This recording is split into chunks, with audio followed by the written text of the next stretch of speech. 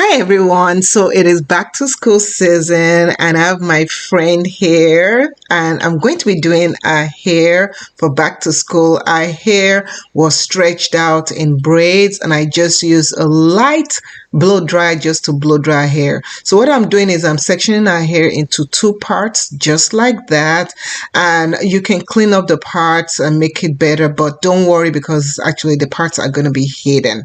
So the first thing we want to do is section the front area. So the front area, I'm doing a curve section and I'll be creating three distinct areas. So the middle part is where the focus will be, but there's going to be some jazzing up on the side.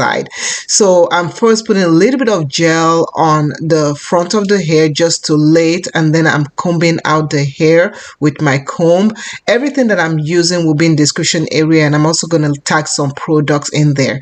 So as you can see, I am very gentle with the edges. I don't put so much tension and I don't start adding hair in at the edges. Never do that. So I'm doing feeding braids, and what I'm just doing is I'm just braiding up the hair, and as I braid up the hair, I'm going to take a thin amount. So when you are doing feeding braids, you don't want to take big amounts when you're starting off because it's going to just make the style look very, very chunky. You want to start off with a small amount. So I'm going to show you again. I am taking a small amount and I'm not adding too much braid hair to our hair. I'm just adding a little bit of braid hair. I'm doing like 2 times for this length of hair section.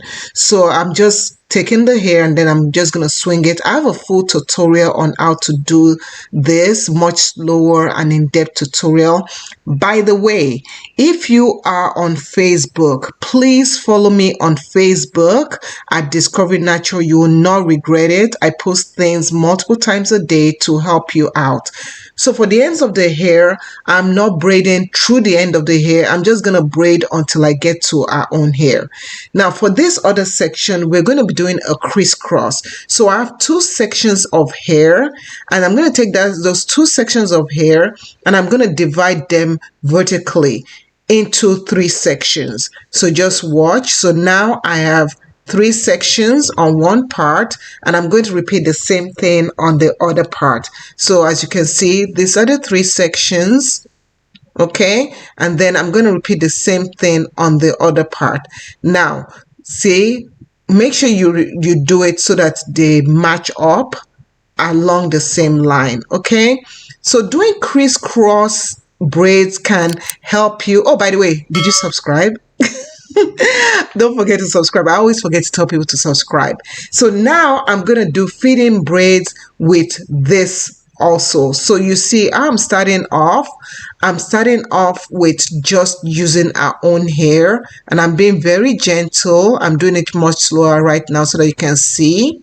So as I braid up the hair, so be gentle, you can redo it again if you mess up. I'm going to add a thin amount. See how tiny that hair is? I'm going to add a thin amount. You can barely even see it. And I'm just going to braid up our hair. So I was being very, very gentle. I don't believe in pulling on edges and stuff. So when I finish one section, I'm going to jump vertically, like diagonally, to the other area. If you want a full detailed tutorial on how to do crisscross, I do have a video also showing how to do that. So I'm just crossing across to the other side, the adjacent side, and I'm just gonna keep on doing this. So I'm just taking a little bit more of the hair, just adding it, and I believe this is the last time I'm adding hair. I'm just gonna keep on going and then I'm jumping to the opposite section, okay? So just watch. I purposely slow down this section so that you can see. So now I'm jumping to the opposite area. Doing crisscross is very, very beautiful because it makes it look as if you spent a lot of work. But to tell you the truth, crisscross is so easy to do. This is actually my first time doing it with added hair. I normally just do it with the hair itself. You might wonder, why are you adding extension in our hair and stuff? Oh, she just wanted something cute for third grade. She's going into third grade, and we just wanted something cute and something girly. And we normally do our hair with just our hair, not with extension. But you know what? Hair is fun. So I'm repeating the same thing on the other side. You can see how the other side we braided is kind of swirly, like a wave. So we're just going to cross over. And right here is where I'm going to add my extension, so I make sure I move away from the edges before I add my extension. And I'm just adding the extension in there, swinging that over like that. And then I'm going to add my extension, braid that in, and then swing this to add it in. Okay? And then we keep on braiding. So just take your time. And if you don't know how to do this, I would highly advise you, when you're doing crisscross, first do it with the hair by itself and don't do it with extensions. Once you've mastered how to do it with extensions, then you do it like that. By the way, if you're on Instagram and you're not following me on Instagram, you are missing out a lot. I did add another hair right there. You can see. So on Instagram, I do several things. Don't forget to subscribe. So also, my girls are older now. I have a 14-year-old and a 17-year-old, all in college. So it's always a joy when I can do this little one's hair. She is 8 years old, and I'm so blessed and so thankful to her mom who brings her over and her sister over for me to do their hair, because it's kind of bittersweet when your kids are getting older and they don't need you to do their hair anymore and you love doing hair.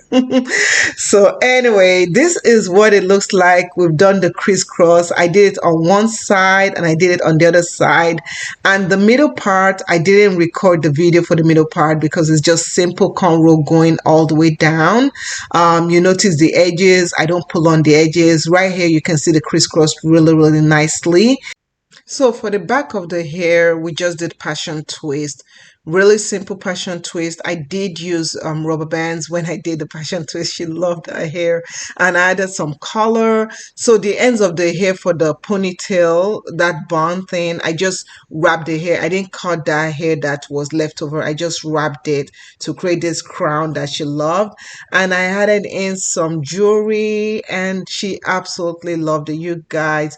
So this style can last up to 2 to 3 weeks. I'm gonna target that 3 weeks.